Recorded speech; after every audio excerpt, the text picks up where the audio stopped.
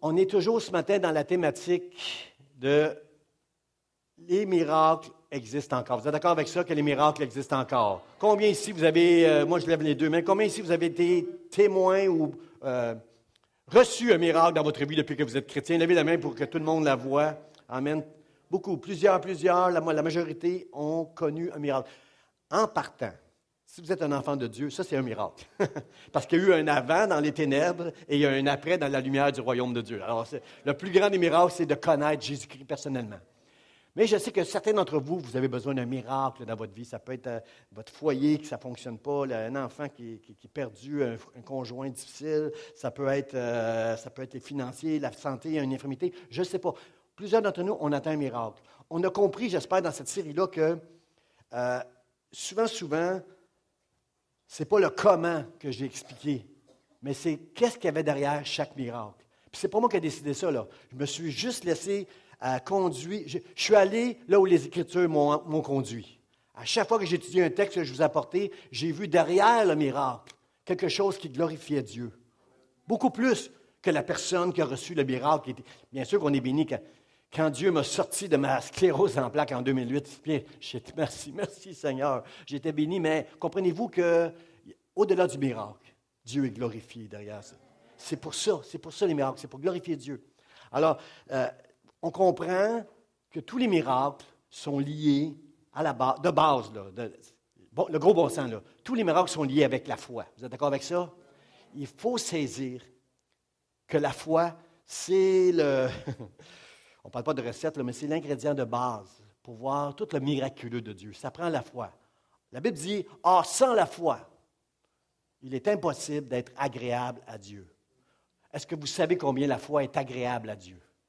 Quand Jésus, j'ai toujours la première image qui me vient à l'esprit pour montrer combien notre foi est agréable à Dieu, c'est cet homme, ce centurion, qui est venu vers Jésus, puis il a dit, Seigneur, viens pas, j'ai mon serviteur qui est malade, mais viens pas chez moi, dis seulement une parole, puis mon serviteur va être guéri. Quelle foi!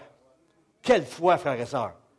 Il était certain que Dieu commandait, lui, à tout l'univers, dis une parole, puis c'est réglé. Parce que moi, je suis un boss, moi. Puis je n'ai pas besoin de voir. Si je donne un ordre, je sais qu'ils vont l'exécuter.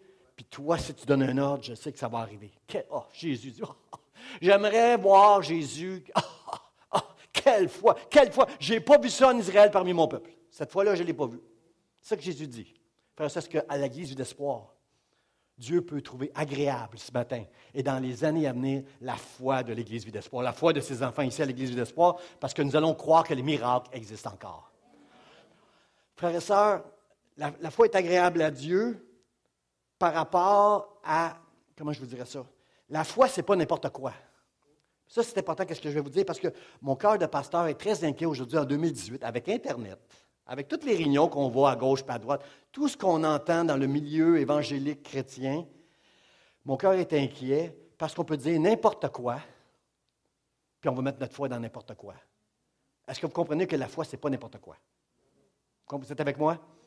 De temps en temps, faites juste pour que je sache que vous êtes avec moi. La foi, ce n'est pas n'importe quoi. Or, la foi vient de ce qu'on entend, puis on en entend des choses. Hein, frère et sœur, on entend des choses. Moi, j'en entends tous les jours des gens qui sont allés à gauche, à droite ou sur Internet. J'entends des affaires. La foi vient de ce qu'on entend, et ce qu'on entend vient. Et nous avons vu, et nous avons connu que tu es le Christ, le Fils du Dieu vivant.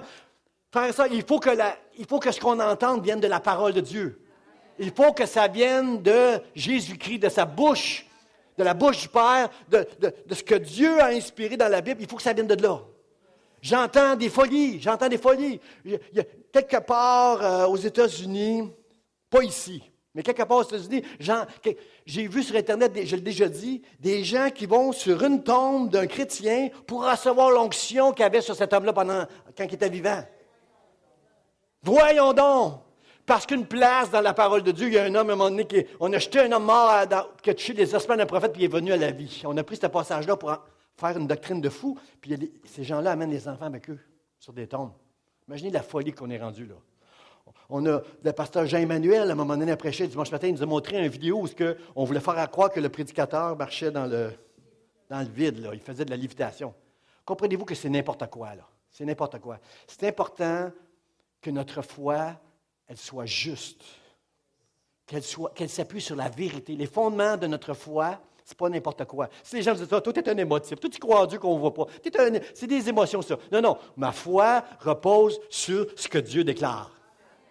Celui qui a créé le ciel et la terre. Et la Bible dit que ceux qui ne croient pas en Dieu, ils sont inexcusables parce qu'on voit, on voit avec nos yeux toute la grandeur que Dieu a faite. Un scientifique qui est sérieux et qui regarde l'univers, il ne peut pas douter de Dieu. Il faut qu'il y ait quelque chose derrière cet univers qui est protégé, qui est gardé. Imaginez tous les gens qui sont dans la crainte tous les jours que peut-être un astéroïde va venir détruire la Terre à un moment donné. Dieu nous protège, comme on l'a chanté ce matin. Frères et sœurs, il faut que notre foi repose sur la parole de Dieu. Puis elle va évoluer. Si elle repose sur ce que Dieu déclare, elle va évoluer. Elle va devenir ce que la Bible déclare dans Hébreux chapitre 11. Or, la foi est une ferme assurance. Une ferme assurance des choses qu'on espère. Qu'est-ce qu'on espère? N'importe quoi? Ce que Dieu déclare. Or, la foi vient de ce qu'on entend. Ce qu'on entend vient de la parole de Dieu. Ce que Dieu déclare. Les choses qu'on espère. Or, la foi est une ferme espérance des choses qu'on espère, une ferme assurance des choses qu'on espère et une démonstration que c'est qu'on ne voit pas. Je n'ai pas besoin de le voir. Comprenez-vous que quand on tombe dans le doute, dans les raisonnements humains, c'est parce que nos yeux n'ont pas vu ou entrevu que ce miracle-là est possible. Mais ce que Dieu déclare, ce que Dieu dit, ça va se faire. Il dit et la chose arrive. Comprenez-vous, frères et sœurs, que Dieu, c'est Dieu. Quand ça ne fonctionne pas, la parole de Dieu, le problème, il n'est pas avec Dieu. Il n'est pas avec la Bible. Soyons honnêtes, il est avec nous, le problème. Ah, merci pour vos amen. Merci pour vos amen. Moi, quand ça ne marche pas, je chiale à Dieu. Mais je ne dis pas que c'est de sa faute à lui. C'est de ma faute à moi. Comment ça se fait que ça ne fonctionne pas? Seigneur, explique-moi, fais-moi comprendre, fais-moi saisir, parce que je veux cette foi qui est une ferme assurance dans les choses que j'espère, et une démonstration de celles qu'on ne voit pas, parce que ça, c'est la définition de la foi. Est-ce qu'on est tous rendus là? Bien là, on a du travail à faire, frères et sœurs. Les apôtres, à un moment donné, ont vu Jésus et ont dit, Seigneur, augmente notre foi. Toi, tu as une foi, toi, tu as la foi. Jésus avait cette ferme assurance que des choses qu'on espère, une démonstration de celles qu'on ne voit pas, parce que Jésus est appelé la parole de Dieu. La parole de Dieu et Jésus, c'est pareil. Alors, frères et sœurs, c'est important dans cette étude-là de dynamiser notre foi. Comprendre comment toute la foi, elle est importante, puis de la dynamiser au point de devenir comme Jésus. Et tout ce que nous demanderons en son nom, Dieu nous l'accordera. Le texte qu'on va regarder ce matin, c'est ça qu'il nous dit. Le texte nous dit, on va aller dans Matthieu, chapitre 21, versets 18 à 22. Le matin, en retournant à la ville, il eut faim. Ça, c'est Jésus. Il eut faim. Voyant un figuier sur le chemin, il s'en approcha, mais il n'y trouva que des feuilles. Et il lui dit, que jamais fruit ne naisse de toi. Et à l'instant, le figuier sécha. Les disciples qui virent cela furent étonnés et dirent, comment ce figuier est-il devenu sec en un instant? Jésus leur répondit, si vous aviez de la foi et que vous ne doutiez point, non seulement vous feriez ce qui a été fait à ce figuier, mais quand vous diriez à cette montagne, ôte-toi de là, jette-toi dans la mer, cela se ferait. Tout ce que vous demanderez avec foi par la prière, vous le recevrez. Je vais le répéter, là, frère et sœur, parce que moi, ce passage, merci mon Dieu que Dieu m'a mis à cœur d'étudier tout ce passage-là, parce que ce texte-là m'a toujours dérangé. Tout ce que vous demanderez par la prière, vous le recevrez. Je le dis à vous autres, là. Tout ce que vous demanderez, tout, par la prière, avec foi par la prière, vous le recevrez. Vous m'avez entendu ici? Vous avez dit Amen. Dans le milieu maintenant. Tout ce que vous demanderez avec foi par la prière, vous le recevrez. Est-ce que vous le croyez? Amen. Amen. C'est Dieu qui le dit, c'est pas moi. Moi, j'ai un problème avec ce passage-là.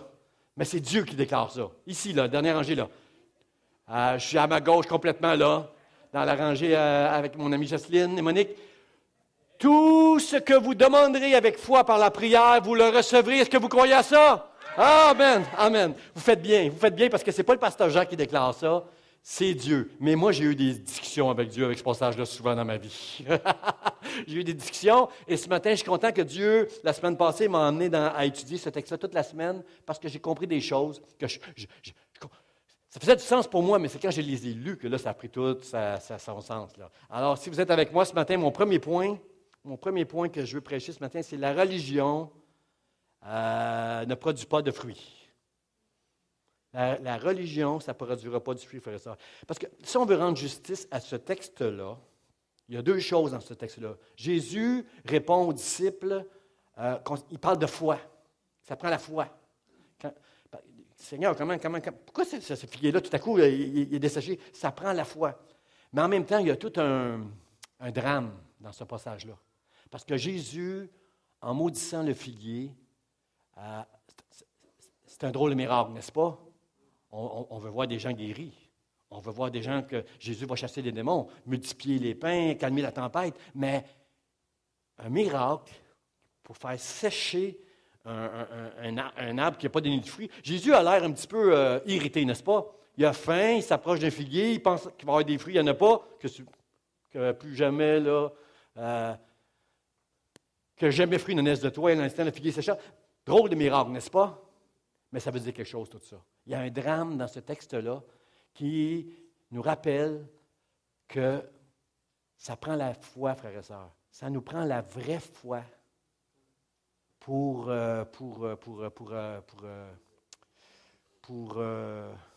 comment je dirais ça? Je vous écoute en même temps. Comment je dirais ça? Ça prend la vraie... Il y a juste une foi, frères et sœurs. On a toute la même foi, on a tous la même foi commune qui est basée sur la parole de Dieu. C'est cette foi-là que Dieu veut qu'on ait ce matin. Vous êtes avec moi? La religion ne produit pas de fruits, frères et sœurs. La foi, ce texte-là nous parle de la foi, puis du doute, puis du fruit, plutôt. Le matin, en retournant à la ville, il eut faim, voyant un figuier sur le chemin, il s'en approcha, mais il n'y trouva que des feuilles. Il lui dit que jamais fruit ne naisse de toi. À l'instant, le figuier sécha. Frères et sœurs, le texte nous dit, j'ai souligné, il ne trouva que des feuilles. Que des feuilles. L'affaire, c'est que si tu as des feuilles, tu es supposé avoir des petits fruits. Parce qu'en réalité, on n'était pas... il y a une autre place, c'est dans Marc que ça parle de ce texte-là. Puis Marc nous souligne que c'était pas la saison. Ce n'était pas la saison des fruits pour les figuiers. La vraie saison... il y a des récoltes en printemps, mais c'est surtout en juin, en été, en automne puis en hiver. Le figuier donne quatre saisons qu'on peut récolter des figuiers. Mais au printemps, vous comprenez, ça commence, là. Sauf, il y avait des feuilles. S'il y a beaucoup de feuilles, il aurait été supposé avoir des petits fruits. Puis là, il n'y en avait pas. Puis Jésus dit que jamais fruit ne naisse de toi maintenant. Pourquoi Jésus dit ça maintenant? Frères et sœurs, les feuilles représentent une apparence. Comprenez-vous que comme il y avait beaucoup de feuilles, Jésus était attiré par le figuier. Il avait faim. Il voit des feuilles de figuier. Il se dit dans sa tête, j'ai faim, il y a des feuilles, il y a des fruits. Je vais aller manger. Il n'y a pas de fruits. Il y a juste des feuilles. Qu'est-ce que ça veut dire, ça? En apparence, il y avait l'apparence d'un arbre qui était supposé avoir du fruit, mais en réalité, il n'avait pas de fruits. Est-ce que vous êtes avec moi? Est-ce que vous voyez où est-ce que je suis en train de vous amener, là? L'apparence religieuse. Il n'y a rien de plus trompeur et de plus décevant, frères et sœurs, pour Dieu et pour les hommes qui cherchent Dieu. Les gens qui cherchent Dieu, qui viendraient à l'Église ici, verraient chez certains d'entre nous une apparence religieuse. On chante, on loue le Seigneur, on dit Alléluia, on cite des versets de la Bible. Et quand on sort, il n'y a pas de fruits. Il y a juste des feuilles. Il y a juste l'apparence religieuse. Frères et sœurs, si Jésus a dit que jamais fruit ne naisse de toi, ce n'est pas qu'il était irrité parce qu'il n'y a pas avoir des fruits. Il est en train de nous enseigner quelque chose. Moi, je ne connais rien de l'horticulture. Guy, mon frère Guy, connaît beaucoup l'horticulture. Mon épouse connaît ça. Moi, je ne connais rien là-dedans. Mon pasteur Réal connaît ça. Moi, je ne connais rien là-dedans, mais j'ai étudié. Je sais qu'un figuier qui ne donne pas de fruits, quand il est supposé donner du fruit, il n'en donnera jamais. Il n'en donnera jamais. Comprenez-vous que ce n'est pas possible avec Dieu de ne jamais donner du fruit. La Bible dit, dans Proverbe 16, ça dit, Dieu a tout fait pour un but. Dieu a tout fait pour un but. Même les moustiques. Pourquoi tu as fait des moustiques, Seigneur? Dieu a tout fait pour un but. Ça sert à quelque chose, les moustiques. Ça sert à quelque chose, les araignées. Ça sert à tout ce que Dieu a fait a un but. Alors, frères et sœurs, chacun de nous, on doit être utile dans le royaume de Dieu. Qu'on soit en santé ou pas, qu'on soit riche ou pauvre, peu importe, il n'y a pas de barrière. La femme qui a donné un quart de sou, là, Jésus était tout excité. Cette femme a tout donné. A vu la foi, il y avait la joie de voir la foi de cette femme-là. Alors, frères et sœurs, la foi puis le fruit, ça va ensemble, frères et sœurs. Comprenez que Jésus, ici, quand il dit que jamais fruit, s'il n'y avait pas de fruit ce jour-là, il n'y en aura plus jamais. Puis savez-vous comment qu'on peut avoir du fruit? Le figuier, c'est un arbre qui pousse facilement, un peu à gauche et à droite, mais il faut cultiver la terre. Tout simplement. Luc chapitre 13 nous prouve ça. Il y a un passage où Jésus va raconter une parabole à un moment donné, puis il dit, il y a un vigneron qui avait planté une vigne, qui avait planté un figuier dans sa vigne, puis il dit, voilà 3 ans que je viens chercher du fruit à ce figuier, j'en trouve pas, coupe-le! Pourquoi occupe-t-il la place? Inutilement. Puis là, le gars, il va dire au propriétaire, donne-moi 1 an encore. Ce que je vais faire, je vais creuser, je vais mettre du fumier, de la semence. Peut-être que dans 1 an, il va y avoir du fruit. Parce que techniquement, s'il n'y en a pas là, il n'y en aura jamais. Mais je vais l'entretenir. Comprenez-vous, frères et sœurs, que pour avoir du fruit, il faut entretenir notre foi. Vous êtes avec moi, vous êtes avec moi. Pour avoir un fruit dans notre vie, il faut juste être sérieux avec Dieu. Ce n'est pas juste de venir à l'église le dimanche, mais c'est de donner sa vie à Dieu. Celui qui veut me suivre, qu'il renonce à sa vie, qu'il se charge de sa croix. Je te conduirai, je te montrerai la voie que tu dois suivre. Charge-toi de ta croix et suis-moi, renonce à ta vie. Puis il y aura du fruit en abondance dans ta vie. Tout ce que tu feras, tu le réussiras parce que ce n'est plus toi qui vis maintenant, mais c'est moi qui vis en toi pour l'éternité. C'est là que Dieu veut nous amener, frères et sœurs. On doit cultiver notre foi. Quand les apôtres ont dit « augmente notre foi », Jésus n'a pas fait ça comme ça. C'est du travail, notre foi. Elle va être éprouvée, notre foi. Mais on peut s'entraîner. Un jour, je vais avoir des... Si je m'entraînais, là, j'aurais... Là, j'ai pas. Mais un jour, la foi, ça s'entraîne, frères et sœurs. Si on veut la foi, Dieu va nous aider. Il va nous mettre dans des situations où notre foi va juste grandir. Et est-ce que vous êtes avec moi pour dire, Seigneur, augmente ma foi? Parce que toi, les fruits de ma vie te sont agréables, mais ils vont être agréables aussi aux gens qui m'entourent. Seigneur, augmente ma foi. Utilise-moi, Seigneur. Jésus a dit, si vous portez beaucoup de fruits, mon Père sera glorifié. Qui veut glorifier Dieu aussi? Qui veut glorifier le Père qu'on a loué, qu'on a chanté ce matin? Si vous portez beaucoup de fruits. Jésus a dit à un moment donné, tout sarment qui ne porte pas de fruits, le vigneron, mon Père, il le retranche. Il va le couper. Il va l'enlever. Si tu ne portes pas de fruits, parce qu'on a été créés pour des œuvres qu'il a préparées d'avance pour chacun de nous. Chacun de nous, peu importe les forces qu'on a, l'âge qu'on a, j'aimerais vous dire, il n'y a pas de retraite dans le royaume de Dieu pour les enfants de Dieu. Il n'y a jamais de retraite. Il y a toujours quelque chose à faire, que ce soit la prière, donner, s'impliquer, garder des enfants. Comprenez-vous? Il y a quelque chose à faire dans le royaume de Dieu, tout le temps, dans ce monde, là où Dieu nous a placés, pour honorer et glorifier Dieu. La Bible dit que si tu portes du fruit, il va émonder le sarment pour en porter plus encore. Parce que si on porte du fruit, le Père va être glorifié. OK, là, c'est plus timide, et amen, mais je n'ai pas fini de prêcher. Parce que personne ne sorte jusqu'à la fin. je veux vous convaincre. Frères et sœurs, souvent, l'apparence religieuse, le feuillage, va juste cacher des péchés qu'on a dans notre vie. C'est tout ce que ça va faire, le fait. Être religieux donne l'impression que nous autres, on aime Dieu, on fait une bonne vie, on a une apparence religieuse. Mais ça fait juste cacher, en fait, le péché. Qu'est-ce que Adam et Ève, lorsqu'ils ont péché? Lorsque Satan est venu à Adam et Ève, il a dit, Dieu a-t-il réellement dit? Puis ça l'a fait son chemin jusqu'à leur cœur, puis ils se sont mis à désobéir à Dieu, puis ils ont péché. Qu'est-ce qu'ils ont fait? Ils ont découvert qu'ils étaient nus. Ils sont allés chercher des feuilles pour se cacher leur nudité, leur péché. Quand Jésus est arrivé, le matin, il a juste trouvé des feuilles. Qu'est-ce qu'il a fait dans le jardin avec les feuilles? Il a dit, c'est pas ça qui va cacher votre nudité. Dieu a commencé, dès le commencement, il nous enseigne la valeur du sacrifice, du fruit de nos vies. Il y a un animal qui a été sacrifié parce que Dieu a pris les peaux des animaux, puis il est venu couvrir la nudité de Adam et Ève qui cachaient leur péché avec une apparence religieuse, avec des feuilles, qui est une apparence religieuse. Est-ce que je suis trop spirituel ou vous me comprenez qu'est-ce que je veux dire là? Je ne veux pas spiritualiser là.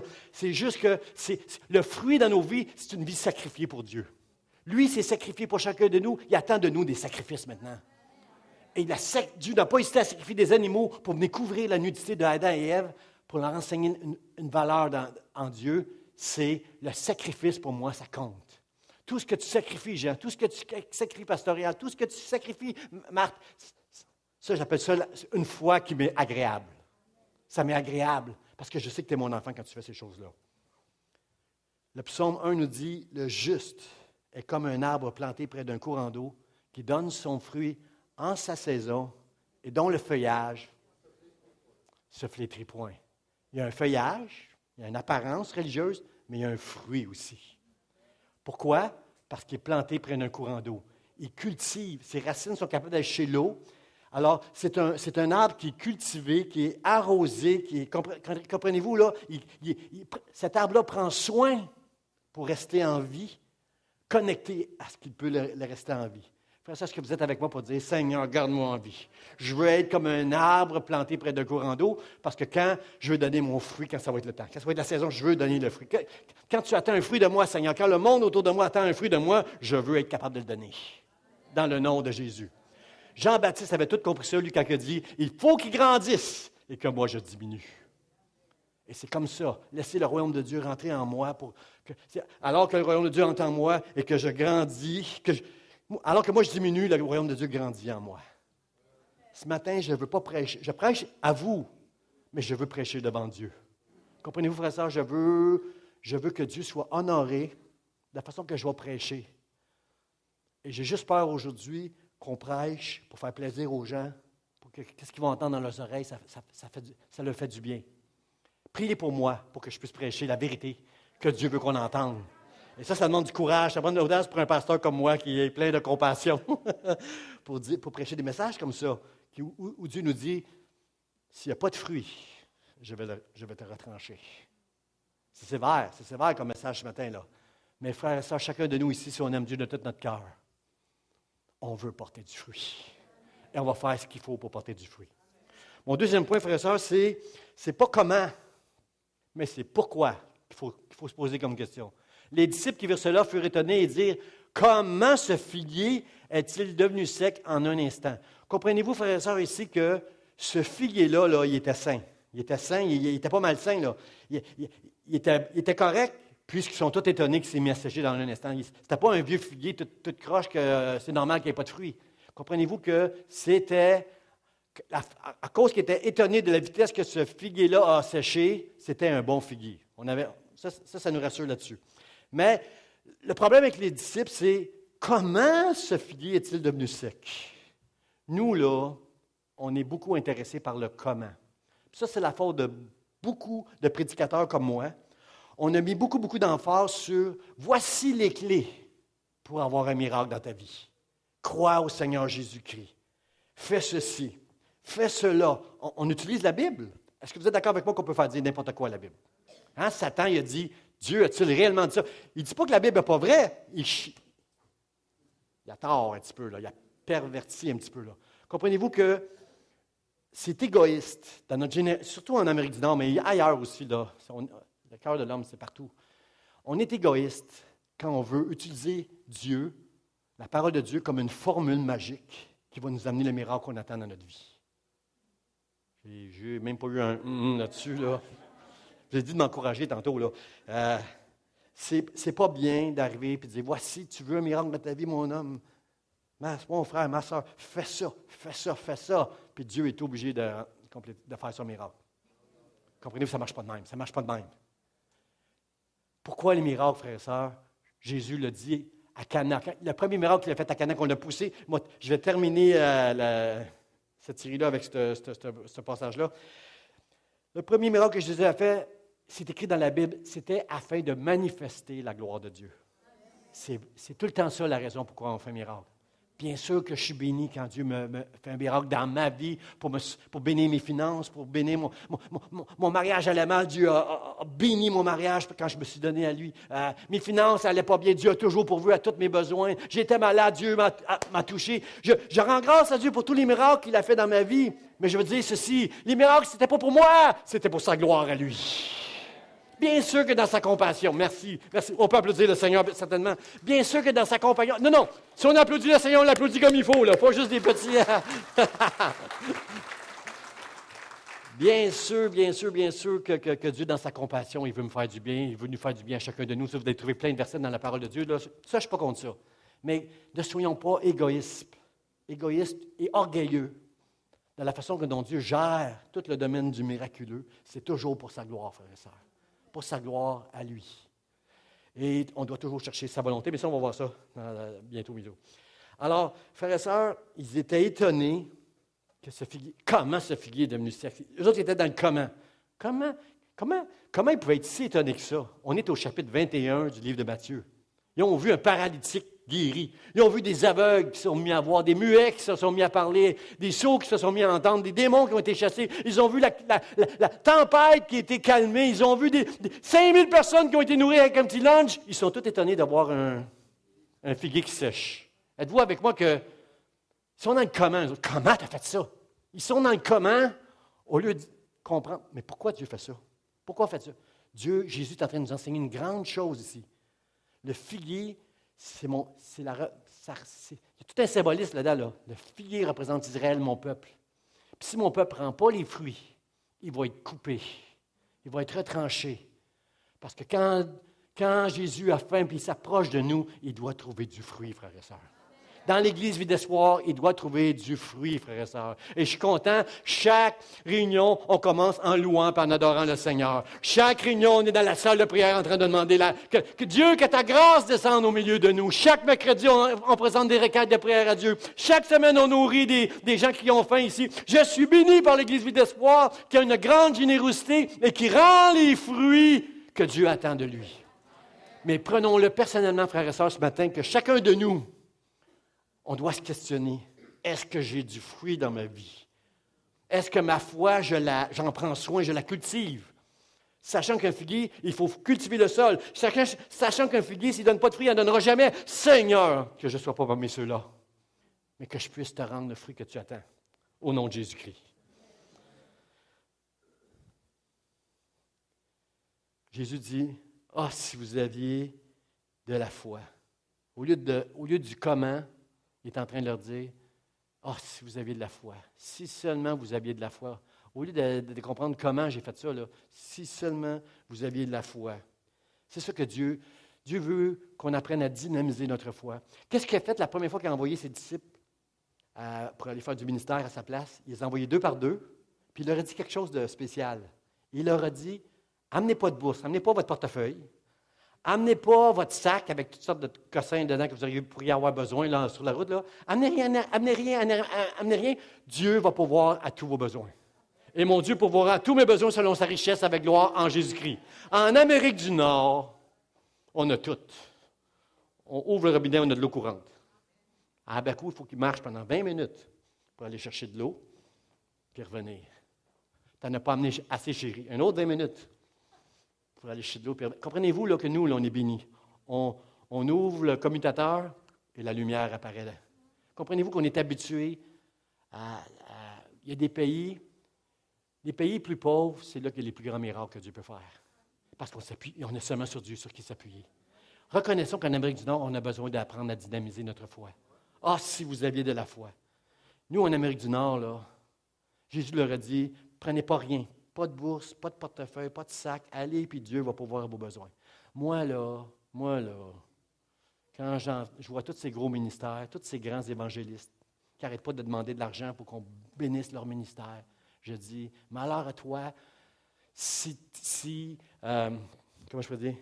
places ta confiance dans cet argent-là que tu demandes aux hommes plutôt que de la mettre en Dieu, parce qu'un jour, tu vas comparaître devant le tribunal de Christ, qui va te demander des comptes pour tout ce que tu auras fait, tout ce que tu auras dit et tout ce que tu auras demandé. Je bénis Dieu parce qu'on n'est pas une église qui parle beaucoup d'argent ici. Je pense que j'ai prêché 2 fois sur les dîmes dans les 4 ans que j'étais ici, moi. Parce qu'on est une église généreuse qui donne plutôt que de demander. Mais ce matin, Dieu nous demande, il nous dit, je veux que tu portes du fruit. Parce que si tu portes du fruit, ça veut dire que tu as compris le principe de la vraie foi.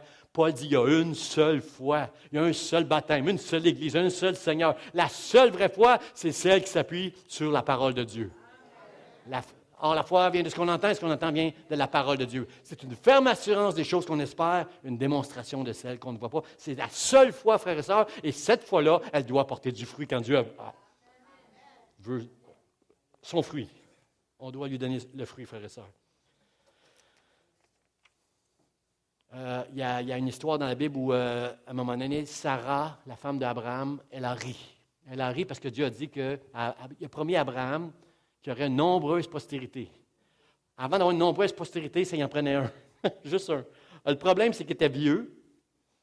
Puis là, Dieu avait fait des promesses à Abraham à 75 ans, puis là, il est rendu à 100 ans. Il est rendu vieux. Sarah, elle n'est plus capable d'avoir des enfants. Et quand Dieu a rappelé la promesse à Abraham, il était tout content. Parce que lui croyait dans la promesse de Dieu. Et Sarah, elle a ri. Mes sœurs, Sarah, elle a ri parce qu'elle était rendue probablement, genre, pas loin de 90, plus capable d'avoir des enfants. Puis, elle dit même, je vais être capable même d'avoir des désirs encore. Il y en a 90 qui n'ont plus de désirs, mais bon. Est-ce que je vais avoir des désirs même encore? Fait que, regardez le passage. Non, OK, je le garde. On va aller là, mais ce n'était pas là que je voulais aller. Mais Dieu a dit à Sarah et à Abraham, quand elle a ri, il dit pourquoi? Pourquoi elle a ri? Il veut faire réfléchir à Abraham et Sarah là. Pourquoi elle a ri?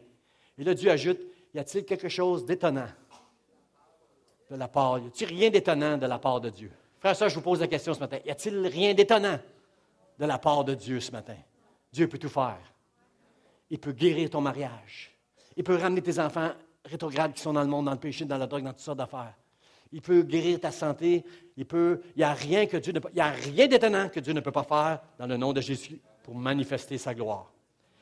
Il faut arriver à dépasser l'étonnement que les disciples avaient. Mais comment ça figure-là? Comment ça peut arriver un miracle comme ça? Comment ça marche? Il faut dépasser ça, frères et sœurs. Acte 3, versets 11 et 13, Pierre, il était rendu là dans sa vie-là. Il dit, tout le peuple étonné accourut vers eux. Puis là, Pierre dit, pourquoi vous étonnez-vous de cela? Pourquoi avez-vous les regards fixés sur nous, comme si c'était par notre propre puissance, par notre propre piété que nous eussions fait marcher cet homme qui était boiteux depuis sa naissance? Pourquoi êtes-vous si étonnés? Vous savez, il y a deux sortes d'étonnement. Il y a un étonnement d'admiration. Puis ça, c'est quand j'ai connu ma femme. J'étais étonné, admiratif. Et il y a le questionnement. Étonné parce que, c'est quelque chose de difficile, ça. C'est comment ça peut arriver une affaire comme ça, là? L'esprit scientifique, lui, il est là-dedans. Alors, pourquoi? Pierre dit, pourquoi vous étonnez de cela? C'est pas nous. Pierre a compris pourquoi on fait des miracles. C'est pour donner la gloire à Dieu. Il a dit au peuple, ne soyez pas étonnés, c'est pour glorifier Jésus que Dieu a fait ce miracle-là. Ça n'a rien j'ai pas de pouvoir, je ne suis pas un guérisseur, je ne suis pas un, comment on appelle ça en Afrique, là, un guérisseur, là, un sorcier, il y avait un autre nom que je cherchais, là. Un chaman. Je ne suis pas une affaire comme ça. C'est Dieu qui a fait ce miracle-là au travers de moi pour glorifier son Fils Jésus. C'est pour ça, c'est seulement ça. C'est pas autre chose, ça. Il a amené à manifester la gloire de Dieu. Mon dernier point, frère et sœur, que je partage avec vous, c'est que nous devons apprendre à gérer le doute. Jésus dit, il les amène là. Si vous aviez de la foi et que vous ne doutiez point, non seulement vous diriez à ce qui a été fait à ce figuier, mais quand vous diriez à cette montagne, ôte-toi de là et jette-toi dans la mer, cela se ferait. Tout ce que vous demanderez avec foi, par la prière, vous le recevrez. On arrive à ce passage que moi, c'était un combat tout 30 ans de ma vie avec ce passage-là, avec le Seigneur, des discussions avec le Seigneur. Quand la foi doute, frères et sœurs, quand on doute dans notre foi, là, c'est humain, là, c'est normal de douter. Là. Est-ce que quelqu'un ici qui ne doute pas, levez la main si vous ne doutez jamais? Content. OK, on est tous des êtres humains normaux ici. Là. On a eu une discussion, par exemple, après la réunion, si vous aviez levé la main. Quand la foi doute, elle est hésitante. Parce qu'elle questionne, elle raisonne. Jacques, il dit que notre foi, quand elle doute, quand on doute, là, on est comme les flots de la mer, emportés par les vents. Tantôt d'un côté, tantôt de l'autre. Oh, ce pasteur-là, il dit ça. Oh, ce pasteur-là, il dit ça. Frères et sœurs, allez là pour savoir qui des deux a dit la vérité. Allez dans la parole de Dieu, vous allez savoir. Allez vérifier ce qu'un dit, ce que l'autre a dit. L'hésitation, le doute, c'est de l'hésitation dans notre foi parce qu'on ne connaît pas la parole de Dieu comme on doit la connaître. L'incrédulité, elle, c'est différent. L'incrédulité, elle choisit, elle fait le choix éclairé de ne pas croire dans la chose qu'on lui présente. Même si c'est écrit dans la parole de Dieu, je ne crois pas à ça. Ça, c'est le choix de notre incrédulité, frères et sœurs. Si je prends par exemple Abraham. Abraham, lorsque le Dieu a fait la promesse, ça va apparaître, là, Romains 4. La Bible dit, il ne douta point, par incrédulité, au sujet de la promesse de Dieu. Parce que, mettez-vous à sa place, là. Il y a 100 ans, elle a 90 ans. Et Dieu dit, tu vas avoir un enfant. Bon, premièrement, il faut le faire. Puis, il faut l'avoir. Puis, il n'a pas douté.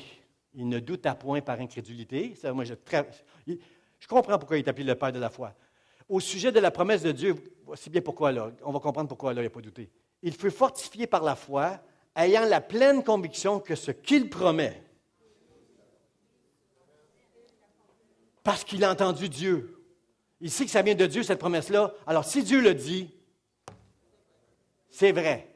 Ce que Dieu promet, il peut aussi l'accomplir. Hein? Il y en a qui questionnent, est-ce que tu veux? Je sais que tu peux, mais est-ce que tu veux? Et on peut entendre, oui, je le veux. Quand on va dans la présence de Dieu, on va entendre, je sais que tu peux, Seigneur, mais est-ce que tu veux? Oui, je le veux. Oui, je le veux. Quand elle doute, la foi, c'est ça. Elle est hésitante, mais l'incrédulité, c'est un choix. Je remercie Dieu parce que Abraham n'a pas douté parce qu'il a mis sa confiance en Dieu. Un qui est incrédule, un des disciples de Jésus qui était beaucoup incrédule, on le connaît, c'est Thomas. Thomas, il a dit, les disciples sont tous excités, ils ont vu Jésus ressusciter après la croix. Ils sont tous excités, ils viennent à « Hey Thomas, on a vu Jésus! » Oui, tu as vu Jésus, toi.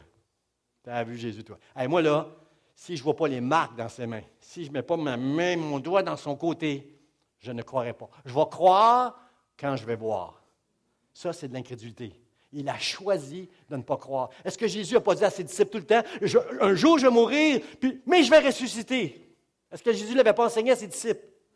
Mais lui a choisi, lui n'est pas dans la foi. Or, la foi est une ferme assurance des choses qu'on espère, une démonstration de celles qu'on ne voit pas. Lui dit, quand je verrai, je croirai. Et quand Jésus s'est présenté à lui, qu'est-ce qu'il a dit à Thomas? Il a dit à Thomas, regarde mes mains, Thomas, regarde. Prends ton doigt, viens le mettre dans mon côté. Qu'est-ce que Thomas a fait dans la présence de Dieu? Oh, mon Seigneur et mon Dieu! Oh, Seigneur et Dieu! Pardon. Jésus a dit, tu as cru parce que tu as vu. Mais heureux ceux qui auront cru sans avoir vu. Parce que la foi est une ferme assurance des choses qu'on espère et une démonstration de celles qu'on ne voit pas. C'est ça la foi, frères et sœurs. Thomas a agi par incrédulité, en ne voulant pas croire en Jésus. Je pense, il y en a un autre ici, là, qui est un bon exemple, c'est Pierre. Pierre qui a marché sur les eaux. Ce n'est pas du solide, celui-là. C'est dur à croire que quand je vais mettre mon pied dans l'eau, je vais pouvoir me mettre à marcher. Mais Pierre a vu Jésus qui faisait ça. Les disciples ont fait des choses souvent qu'ils ont vues de la part de Jésus. Ils ont juste reproduit ce que Jésus leur a montré. Pierre a vu que Jésus l'a fait. Et qu'est-ce qu'il a fait? Pourquoi il a marché sur l'eau? Parce qu'il l'a vu premièrement, et ensuite il lui a demandé, « Seigneur, est-ce que je peux aller te rejoindre? Est-ce que je peux aller te rejoindre? » Il demande à Jésus pour ce miracle-là. Et il a entendu Jésus qui dit, « Viens, viens. » Jésus qui l'a dit. Ce n'est pas lui qui a décidé, « Je me lève, puis j'y vais. J'ai la foi. » Il a attendu que Dieu lui dise, « Viens. » Frère, ça, c'est là, nous autres, des fois, que le bas blesse dans notre monde évangélique. On a toujours un prophète qui va venir nous dire, de la part de Dieu, qu'est-ce que Dieu veut pour notre vie, qu'est-ce que Dieu va faire pour notre vie. Puis nous autres, on est déçus, on est frustrés parce que ça n'arrive pas. Mais on n'a pas entendu Dieu personnellement. On croit avoir entendu Dieu au travers du prophète ou de la prophétesse, mais nous, on n'a pas... Fais attention si tu vas faire une promesse à quelqu'un, un frère, une sœur. Laisse ça entre ton frère, ta sœur, puis Dieu, là. faut que tu sois... Ça m'est arrivé quelques fois dans ma vie de faire ça. Mais il fallait que je sois sûr que j'étais... Pas que j'étais sûr, mais je vous dis, c'était pas moi. Comprenez-vous, là? C'était plus moi qui disais ça, là, c'était quelqu'un d'autre. C'était Dieu au travers de moi qui agissait comme ça. Parce que moi, dans ma vie normale, je ne fais pas ça. Je ne veux pas décevoir les gens. Je ne veux pas créer des fausses espoirs. Alors, mais quand ça vient de Dieu, ça vient de Dieu. Ça, je ne peux pas enlever ça que ça arrive. Mais juste, frères et sœurs, vous avez compris juste faire attention avec ces choses-là. Et Pierre a marché sur l'eau parce qu'il a entendu Jésus qui a dit, viens, viens, viens. Puis là, la foi, c'est qu'il s'est lancé. À un moment donné, il faut passer à l'action. Là. Il a commencé à marcher sur l'eau. Et c'est quand qu'il a commencé à caler? Quand il a arrêté de regarder Jésus. Ses yeux n'étaient plus sur Jésus. Il n'était plus sur, viens. Ses yeux étaient, il y a eu des grands vents. Puis là, la Bible dit, il y a eu peur. Enfin, ça, ce que je peux vous dire que marcher par la foi, c'est cohabiter avec la peur. Est-ce que je peux vous dire ça? Est-ce que vous comprenez qu'avoir la foi, c'est prendre des risques? Si tu prends des risques, il y a une crainte, il y a une peur qui vient avec ça. La foi cohabite avec la peur tout le temps, tout le temps. Mais si tu veux que ta foi soit ferme, que ta foi soit comme une ferme assurance des choses que tu espères, une démonstration de celles que tu n'as pas, tu dois garder tes yeux sur Jésus, sur qu'est-ce qu'il a dit lui et sur qu'est-ce que tu as entendu de sa part dans le nom de Jésus. C'est comme ça que Pierre a réussi à marcher. Ce qui nous amène à la grande promesse. Pourquoi? Comment ça se fait que tout ce que tu demanderas avec foi par la prière, tu le recevras? C'est en t'appuyant sur la parole de Dieu, mon frère, ma soeur. L'apôtre Jean connaissait très, très bien. Regardez, dans 1 Jean, chapitre 5, versets 14 et 15, il faut que notre foi s'appuie sur la parole de Dieu, frères et sœurs. 1 Jean 5, 14, 15 nous dit, « Nous avons auprès de lui cette assurance que si nous demandons quelque chose... » OK, j'aimerais que tout le monde embarque avec moi quand je fais ça. Nous avons cette assurance auprès de lui que si nous demandons quelque chose... Il nous écoute. Est-ce que ça fait du sens pour vous? Selon sa volonté. Sinon, ce passage-là n'a fait aucun sens. Si quand même que je paierais de tout mon cœur, Seigneur, qu'est-ce que je demanderais de fou, là? Je demande quelque chose de fou. Quand même que je demanderais quelque chose de fou, là, avec foi, là. Poche. Si c'est pas... oui, c'est ça. Donne-moi les bras de pasteur Réal, là. Si ce n'est pas selon sa volonté, il ne nous écoutera pas. Comprenez-vous que la vraie foi, quand Paul dit qu'il y a une seule foi, un seul baptême, une seule Église, il y a une seule foi, une foi qui est pour sa gloire à lui, pour faire sa volonté.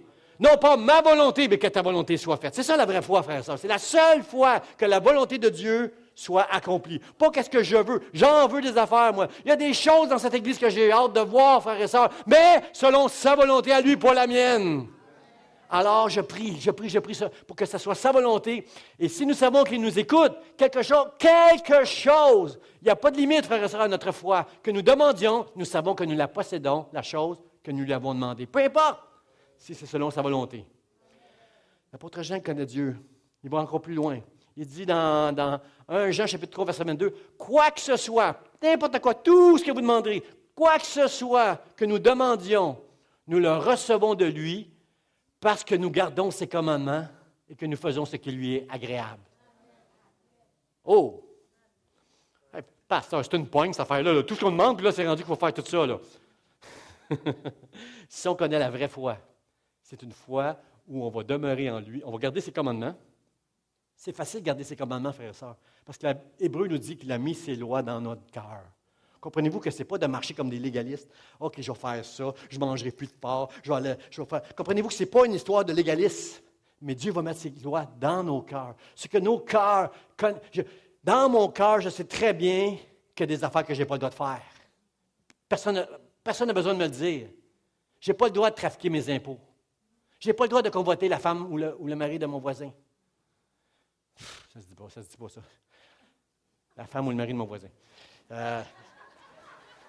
Écoute-toi parler, pasteur, écoute-toi parler. Je n'ai pas le droit de convoiter qui que ce soit qui est marié. Je n'ai pas le droit. Comprenez-vous qu'il y a un paquet de choses, je n'ai pas besoin de vous pour me dire que ce n'est pas bien.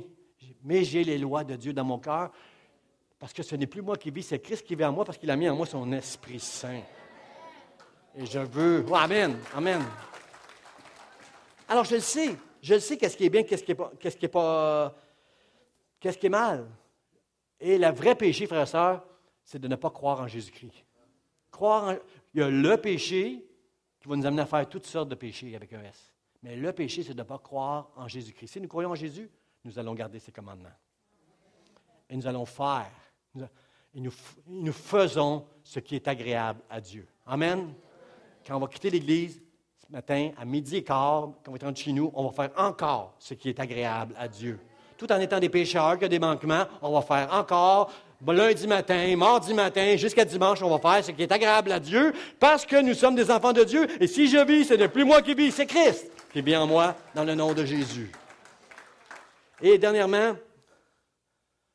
Jean chapitre 15 nous dit ceci, c'est Jésus qui parle, il dit, si vous demeurez en moi et que mes paroles demeurent en vous, demandez ce que vous voudrez.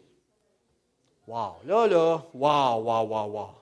Là, je comprends qu'est-ce que ça veut dire, demander tout ce que, dans le fond, je dois être comme Jésus.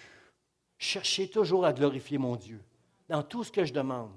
Et si je suis selon la volonté de Dieu, si je demeure en Jésus-Christ, si je fais ce qui est agréable, comme Jésus, quand Jésus est allé ressusciter Lazare, qu'est-ce qu'il a dit? Il a dit, « Seigneur, je te rends grâce parce que tu m'exauces toujours. » Toujours. Moi, je n'étais pas capable de dire ça. Dans mes prières à Dieu, je n'étais pas capable. Et je comprends que je n'ai pas toujours fait des prières selon la volonté de Dieu. Mais des fois, j'ai fait des prières égoïstes pour moi, mon petit nombril.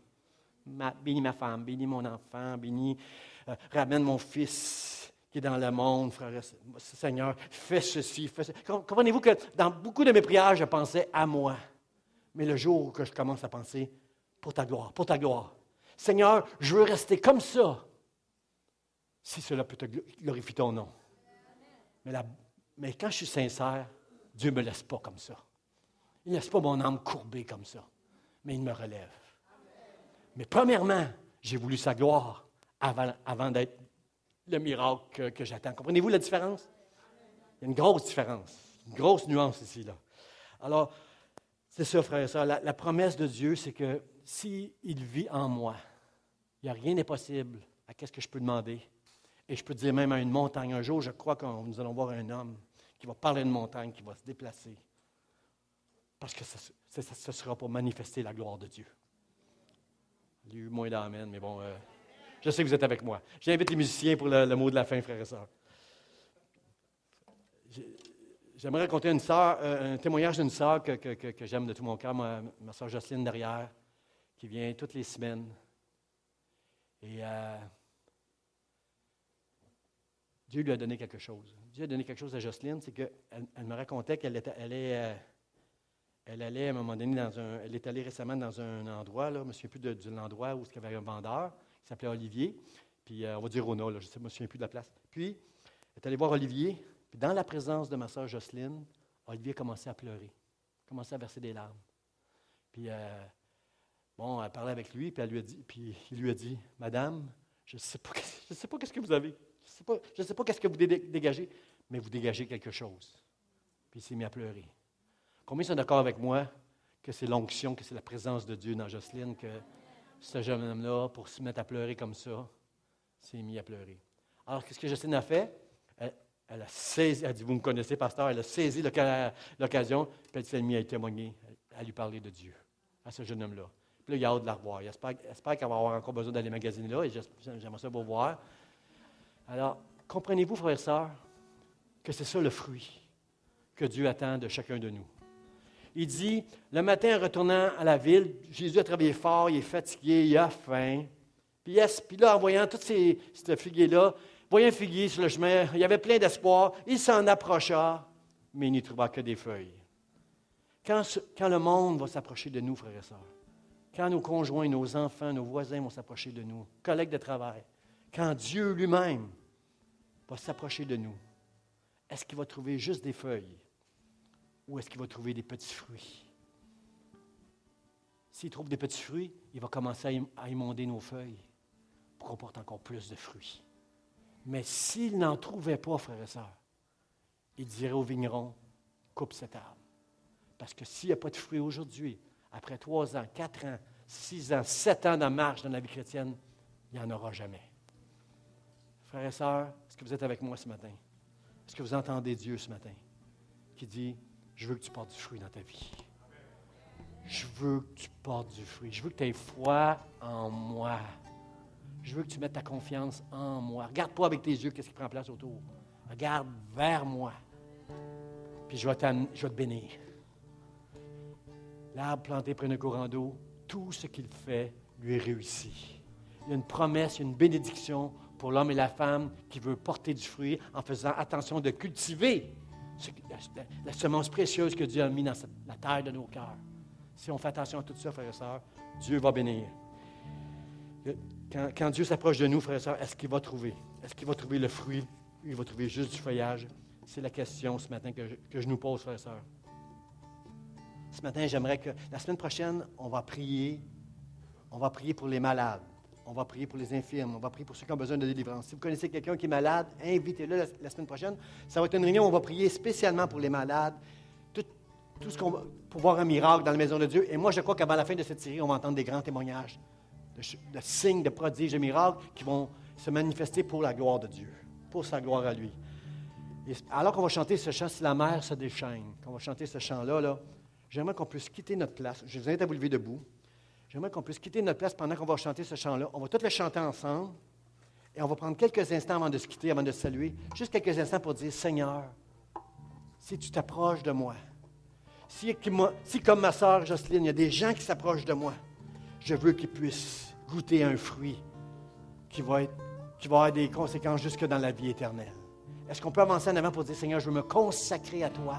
Je veux m'engager à cultiver la foi précieuse. La mesure de foi que tu m'as donnée, je m'engage à la cultiver pour avoir cette onction, être capable de te rassasier quand tu vas t'approcher de moi et rassasier les gens autour de moi, qu'il y a en moi un fruit parce que tu m'as planté près d'un courant d'eau dans le nom de Jésus. Ce matin, c'est une réunion pour se consacrer à Dieu, pour porter du fruit dans le nom de Jésus. Je vous invite à quitter votre place quand vous le voulez pour dire à Dieu, Seigneur, je veux me consacrer à toi ce matin. Je veux porter du fruit dans le nom de Jésus. Si la mer se déchaîne.